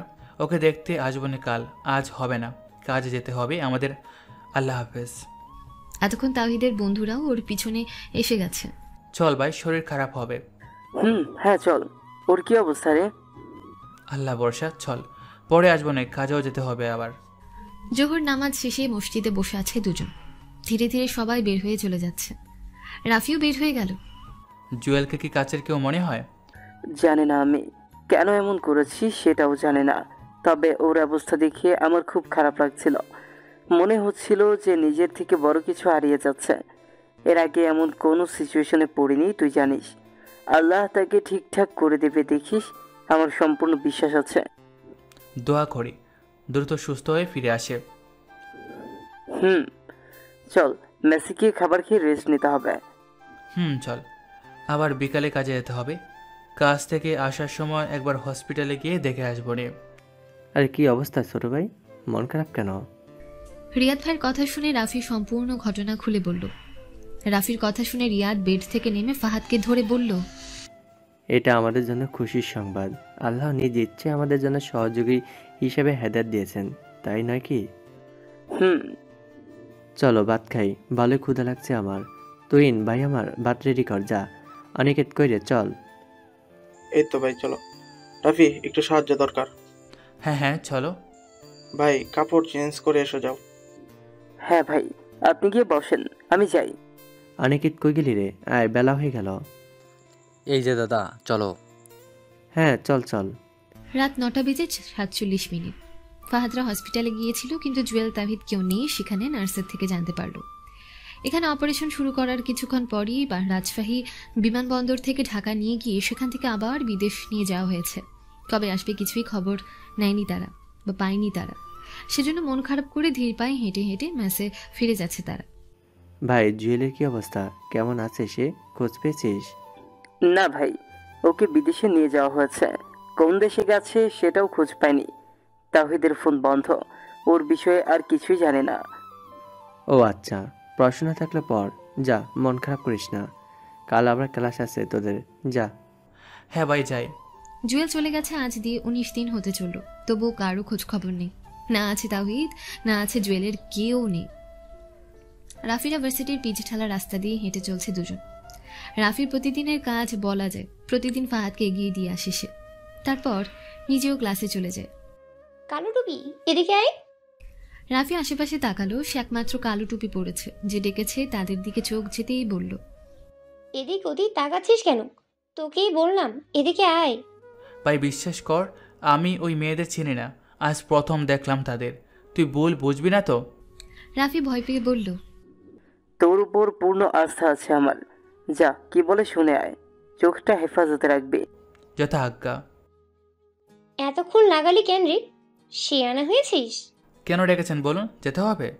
কি রে শেলি, তোর কথার ওপর কথা বলছে? তোর সাহস দেখে অবাক হচ্ছি আমি। আমরা কে জানিস? প্রয়োজন নেই, পাল্টা উত্তর দিল রাফি। লেডিস গ্যাংয়ের সামনে এমন ভাবে কথা বলার সাহস কিভাবে পাস? যদি পরিচয় দিতেই চাইছেন তাহলে ভার্সিটিতে পোস্টার মারুন, এভাবে একজন একজন করে কতজনকে পরিচয় দেবেন। আসি, ভালো থাকবেন, আমার বন্ধু অপেক্ষা করছে। আল্লাহ হাফেজ। ওই রত্না, ওই ছেলেটাকে ধরে নিয়ে আয় তো, ওকে আজকে মুরগি বানাবো, যা। তোদের যোগ্যতাও নেই ওর পাজাটার, ওর সামনে বলেও যাবি না, না হলে নাক চেঁচুর দিবি আর বলবি, আর জীবনে ওর সামনেও যাবি না। রাফির কথা শুনে ঠস করে লাগিয়ে দিল একজন। বাহ তাবাসসুম, বাহ, অনেকদিন পর এমন অ্যাকশন দেখলাম। শেলি হাসতে হাসতে আবার বলল, শোন, এখন একটা দিলাম, এখন ভালো ছেলের মতো কথা শোন, না হলে। কথাটা সম্পূর্ণ না হতেই রাফিও কষে একটা লাগিয়ে দিল তাবাসসুমকে। মেয়েদের গায়ে হাত তুলি না, মায়ের জাত ভেবে সম্মান করি। তুই আমাকে মেরে খারাপ করেছিস, এটা শুধু প্রতিশোধ ছিল। নেক্সট টাইম আমার সামনে লাগতে আসবি না, নাহলে খবর করে ছাড়বো বলে দিলাম। বলছিল তখনই ফাহাদ ডাক দিয়ে বলল, কি রে, কতক্ষণ? হ্যাঁ ভাই আসছে বলেই দৌড় দিল। কি হয়েছে তোর গালে? কি? কিছু না তো, ওই তো মানে। মেরেছে কেন? আমাকে ওদের পরিচয় দিচ্ছিল, আমিও ওদেরকে ওদের দম দেখিয়ে এসেছি। প্রতিশোধ নিতে পারতাম, নিয়ে এসেছি, এটা ইসলামে জায়েজ। পরের বার এমন না হয় সেটাই দেখবি, ঠিক আছে? মনে থাকবো না, চল, দেরি হচ্ছে। অন্যদিকে তাবাসসুম নিচে পড়ে ভ্যাভ্যা করছে। ছেলেদের হাতের চর খেয়েছে, সেটাও রাগের মাথায়। এমন শক্তপোক্ত মানুষের হাতে চর খেয়ে হাত পড়ে যায়নি, এটাই ভাগ্য ওর। দোস্ত কান্না করিস না, ওদের দুজনকেই এই ভার্সিটি থেকে তাড়াবো, দেখে নিস। পাপাকে বলছি, তোর পাপাকে বল। রত্না আঙ্কেলকে কল কর। হ্যাঁ, আমারটা দিয়েই করেছি। আজ তোদের শেষ ভার্সিটির ক্লাস করে নে। শালা আমাদের উপর রাগ দেখিয়ে চর মারিস। রেগে শেলি বলল, ফাহাদ ক্লাস শেষ। কিছু দূর যাওয়ার পর দেখলো অনেক মানুষ গোল হয়ে কি যেন করছে, সেটা দেখার জন্য সেও পা বাড়ালো সেদিকে। যেত না, কিন্তু আশেপাশে তাকিয়ে দেখলো রাফি আসেনি। তোমার সাহস দেখে অবাক হচ্ছি, তুমি আমার মামুনির গায়ে হাত তোলার সাহস কই পাও? পাপা, আমরা শুধু ওকে ডেকেছিলাম, আর ও এসে আমাদের সাথে খারাপ আচরণ করেছে। আবার তাবাসসুম কিছু বলতে নিলেই চড় মেরেছে। পাপা, এর মতো ছেলে এই ভার্সিটিতে থাকলে মেয়েরা ভালো করে চলতে পারবে? একে আর ওর বন্ধুকে বের করে দাও। সেলিন একামি করে বলল ওর বাবাকে। আঙ্কেল, আপনি বয়স্ক মানুষ, আগে এসে শুনবেন কি হয়েছিল। আপনি কি জানেন না, যখন কোনো বিচার করা হয় তখন দুই পক্ষের কথা শোনা হয়, কিন্তু আপনি শুধু আপনার মেয়ে তাকে আর মেয়ে কোনো দিকেই মনে হয় না। আচ্ছা, আপনি বলুন, ছেলেদের প্যান্ট পরেছে আবার শার্ট, কোন দিক দিয়ে মেয়ে মনে হয়? সাবধানে কথা বলো ছেলে। কেন আঙ্কেল, উচিত কথা গায়ে লাগছে নাকি? শুনুন, মানুষের অভ্যাস তার বংশ পরিচয়ে পাওয়া যায়। রাফির গা জ্বালানো কথা শুনে শিলির বাবা হাত তুলে মারতে আসলো রাফিকে। সেও না ভয় পেয়ে দাঁড়িয়ে আছে। যদি ওর গায়ে হাত দেয় তাহলে সেও ছেড়ে কথা বলবে না। মারতেই নেবে তখনই কেউ এসে ওনার হাত ধরে নিল। এটা একটু বেশি হয়ে যাচ্ছে না মিস্টার? রাফি দেখলো ফাহাদ ওকে দেখেই খুশি হলো, আবার ভয়ও পেল। এই তুমি কে, আমার কাজে বাধা দিচ্ছ? আমি যেই হই, এখানে কি ঘটেছিল সেটা জানি আমি। যদি পেটাতে হয় তাহলে আপনাকে সর্বপ্রথম পেটানো লাগবে। সকল কিছুর গোড়া আপনি। সাহস তো কম নয়, তোমরা দোষ করে আমাকে টানছো। আচ্ছা বলো দেখি, আমার জন্য কিভাবে? আপনি দোষী, কেননা আপনি যদি আপনার মেয়েদের সঠিক শিক্ষা দিতেন তাহলে এমনটা কখনোই হতো না। আপনারা কিভাবে আপনাদের মুসলিম বলে দাবি করেন? একজন মুসলিম কখনো তার বাড়ির মেয়েকে আরেকজন বেপরদা অশ্লীলভাবে বাইরে থেকে বের হতে দিবে না। আপনার মেয়ের দিকে তাকিয়ে দেখুন একবার। যদি আপনি ভালো হতেন তাহলে আপনার মেয়ে খারাপ হতো না। আর প্রথমত এই বিষয়ে দোষটা আপনার মেয়ের। কথার মাঝখানে সেখানে একজন উপস্থিত হলো। তোফায়েল ইসলাম, একজন বিখ্যাত জজ বা উকিল। তিনি তাবাসসুমের বাবা। আসসালামু আলাইকুম। আমি যদি সঠিক হই তাহলে আপনি একজন জাজ। আপনাকে সামনে রেখে এই ঘটনার সকল কিছু বর্ণনা করছি। আশা করছি আপনি ভালো মানুষ, স্বজন প্রীতি করবেন না। এর শাস্তি সম্পর্কে আপনি ভালোই জানেন। ফাহাদ একে একে সকল ঘটনা তুলে ধরল তোফায়েল ইসলামের কাছে।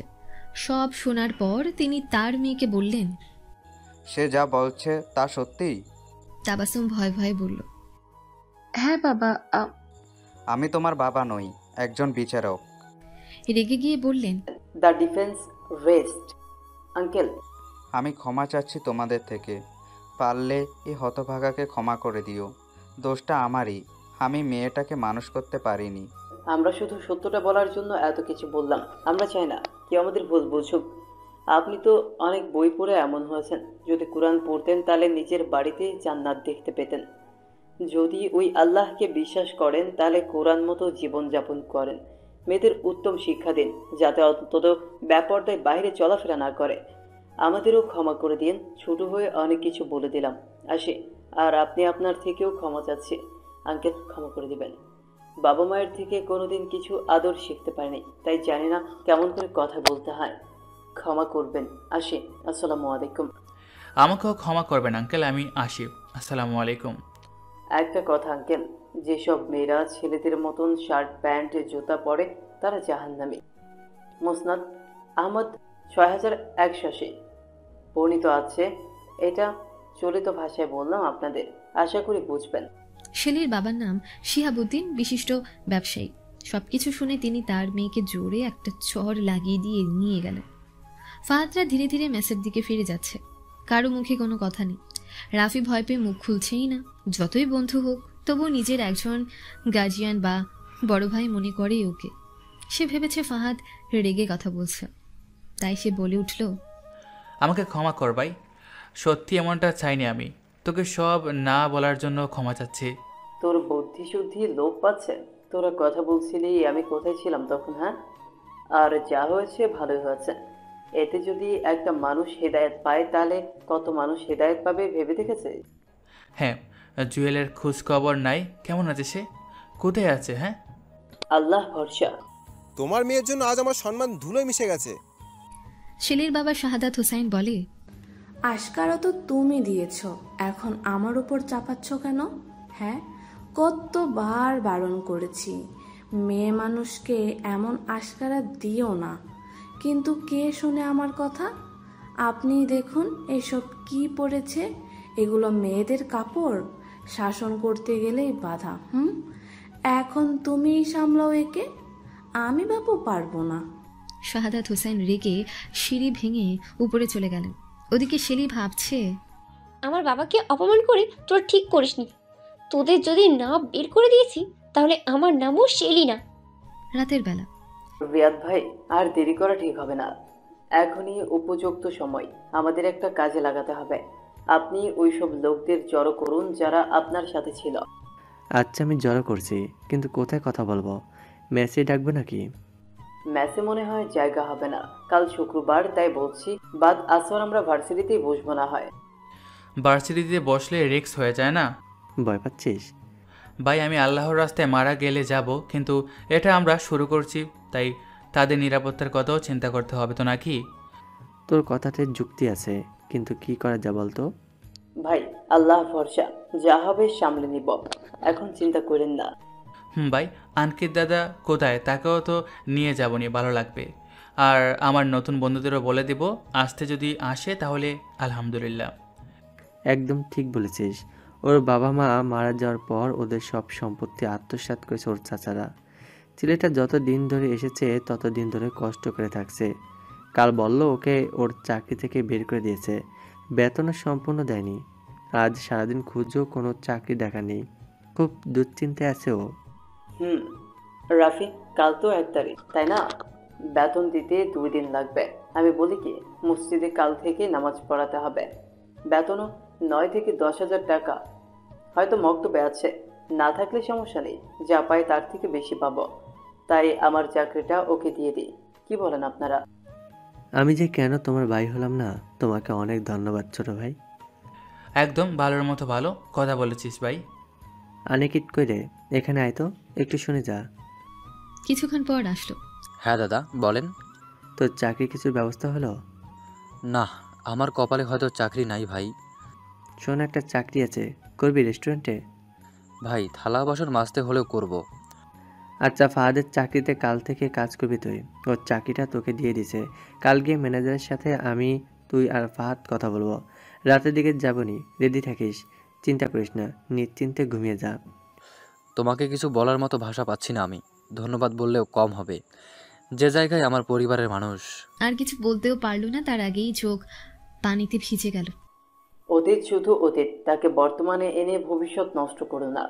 আর আমি মসজিদের চাকরি পেয়েছি, মাসে 4 দিন কাজে যেতে হবে, সেটাও শুক্রবারে, তাই আমার প্রয়োজন ছিল না, বুঝেছ? অনেক অনেক ধন্যবাদ তোমাকে। যাও, হাত মুখ ধুয়ে ঘুমিয়ে যাও। ভাই, তাহলে ওই কথাই রইল। হ্যাঁ, তোরাও ঘুমিয়ে যা। মাতৃছায়া ম্যানশন। তোফাইল ইসলাম নিজের মেয়ের রুমে নক করলেন। প্রথমবার পারমিশন না পেয়ে বললেন, মা, ঘুমিয়ে গেছো? না বাবা, প্লিজ কাম ইন। মা, আমি নিজের জীবনে অনেক মামলা এই হাতে সামলেছি। এই হাতেই অনেক ফাঁসির রায় শুনিয়েছি। আবার এই হাতেই অনেক নিরপরাধ মানুষকে শাস্তি দিয়েছি আমি। কেন জানো? আমি শুধু নামে জজ। কারণ আমি চেয়ারে বসে শুধু দলিল দেখি, কোনটা মিথ্যে আর কোনটা সত্য সেটা দেখতে পারলেও কিছুই করার থাকে না আমার হাত বাঁধা। কিন্তু আমার মেয়ের বিচার শোনাতে আমার হাত বাঁধা নয়। হ্যাঁ, আর যা কিছু হয়েছে সেটা আমি কখনোই গ্রাহ্য করব না। তুমি জানো মামনি, আমার মনে হচ্ছে আমি তোমাদের সঠিক শিক্ষা দিতে পারিনি, তাই ছোট ছোট বাচ্চাদের কাছে ক্ষমা চাইতে হলো। আমি ভাবিনি এমন সময় কখনো আসবে এই জীবনে। আজ আমার হৃদয় ভেঙে গেছে। আমার মেয়ে পড়াশোনার ফাঁকে ফাঁকে এসব করে, আমি জানতাম না। যাই হোক, এসব ভুলে যাও মামনি। লয়ের বই পড়িনি, ইসলামকেও জেনেছিলাম, কিন্তু বাস্তবায়ন করতে পারিনি আমি। সব দিক ঠিক থাকলেও এই দুটি দিকে আমি অসহায়। মা, নিজেকে পরিবর্তন করো, তাহলে আমরাও হয়তো জান্নাতের মুখ দেখতে পাবো, না হলে তোমার জন্যই পাবো না। বাবা, আমি সরি, আর কখনো তোমাকে হার্ট করবো না, I promise you. Tabassum guilty feel করে বলল, ছেলেগুলো কে জানো? এবারের ফার্স্ট আর থার্ড পজিশনের স্টুডেন্ট দুজন। ওরা মোস্ট ব্রিলিয়েন্ট স্টুডেন্ট। জীবনে যা করতে চেয়েছে সেটাই করেছে। দেখি আমার মেয়েদের মতো সবাইকে পাল্টায় কি না। মা, তুমি জানো তুমি কি করবে, কিন্তু আল্লাহকে নিরাশ করো না। তোফাইল ইসলাম কথাগুলো বলে চলে গেল। ফাহাদের কালী মসজিদে প্রথম জুমা। ভয় করছে না, ভয় নয়, উত্তেজনা কাজ করছে তার মধ্যে। ফজর নামাজ মসজিদ থেকে পড়ে এসে তার স্ক্রিপ্ট তৈরি করছে, যদিও তার প্রয়োজন নেই, তবুও ব্যাকআপ নিচ্ছে। তার স্ক্রিপ্ট হলো নিজেদের মধ্যে পারস্পরিক ত্রুটি বিচ্যুতি নিয়ে এবং সূরা মাউনের তাফসীর সহ বিভিন্ন আয়াত এবং হাদিস। তার ভয় নেই যদি কথাগুলো মানুষের বুকও ছিঁড়ে ফেলে তবু সে তার দিন প্রতিষ্ঠা করবে। এতে ওর চাকরি গেলেও কি না গেলেও কি। মসজিদে ফাহাদের সাথে মেসের প্রায় সবাই আসছে, যেমন রিয়া, তুহিন আরো অনেকে। মসজিদে ঢোকার সময় জাকির ইসলামের সাথে দেখা হলো। আসসালামু আলাইকুম, কেমন আছেন চাচা? আলহামদুলিল্লাহ। রাফি বাবা যে কেমন আছো তোমরা? আলহামদুলিল্লাহ, আমাদের সবাইকে আল্লাহ ভালোই রেখেছে। আমার তোমার উপর আস্থা আছে, চালিয়ে যাও। নতুন জায়গায় একটু অস্বস্তি লাগবে, মানিয়ে নিও। বিশ্বাস রাখুন আমার উপর। বিশ্বাস আছে বলেই তোমাকে দায়িত্ব দিয়েছি। চলো ভেতরে। নামাজের পর কয়েকজন নিয়মিত মুসল্লি বসে আছে। ফাহাদ উঠতে পারছে না সেখান থেকে। সবার খোঁজ খবর নিতে হবে, সালাম কালাম করতে হবে, যাতে মনে ত্রুটি পুষে না রাখে। তো কথায় কথায় তার নাম, বাড়ি, কি করতো সবকিছু শুনলো সবাই। কয়েকজন প্রশংসা করলো তার। সেটার বিনিময়ে শুধু মুচকি হাসি দিয়েছিল ফাহাদ। আসর নামাজ পর 40-50 জন মানুষ ভার্সিটির সবুজ আচ্ছাদিত মাঠে জমায়েত হয়েছে। সবার সামনে ফাহাদ, রাফিয়া, রিয়া দাঁড়িয়ে আছে। রিয়াদের উক্তি, আসসালামু আলাইকুম। প্রথমে শুকরিয়া জানাতে চাই ওই আল্লাহকে, যিনি আপনাদের আমাদের সুস্থভাবে এখানে আসার তৌফিক দিয়েছেন। তাই জবান করে আলহামদুলিল্লাহ বলি। এবং মুক্তি পয়গম্বরের উপর আমাদের হেদায়েত নাজিল হয়েছে, তার উপর সালাম এবং দুরুদ বর্ষিত হোক। সাল্লাল্লাহু আলাইহি ওয়াসাল্লাম বারিক আলাইহি। আপনারা অনেকে জানেন, আবার অনেকে জানেন না কিসের জন্য আজ এখানে ডাকা হয়েছে।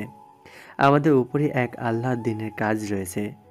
আমরা যদি দিনকে প্রসারিত না করি তাহলে এর উপযুক্ত শাস্তি আমরা পাব। আমরা কি চাই কোনো কিছু না করে শাস্তি পেতে? চাই না। তাহলে সেজন্য আমাদের সৃষ্টি করেছেন, সেই কাজের উদ্দেশ্যে এখানে আমাদের ডাকা।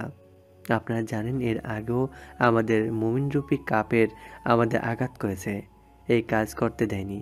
কিন্তু আল্লাহর কসম করে বলছি, যদি এই কাজ করতে গিয়ে আমার মৃত্যু হয়ে যায় তাহলে ওই আল্লাহর হাতেই আমার জীবন, আমার মরণ। আমরা মানুষকে হেদায়েতের পথে নিতে চাই, যাতে আমরা এই দিনের আসল শক্তি, আসল আনন্দ সবাইকে দেখাতে পারি এবং আল্লাহকে খুশি করতে পারি। আপনারা কি থাকবেন আল্লাহর কাজে? আলহামদুলিল্লাহ, আলহামদুলিল্লাহ।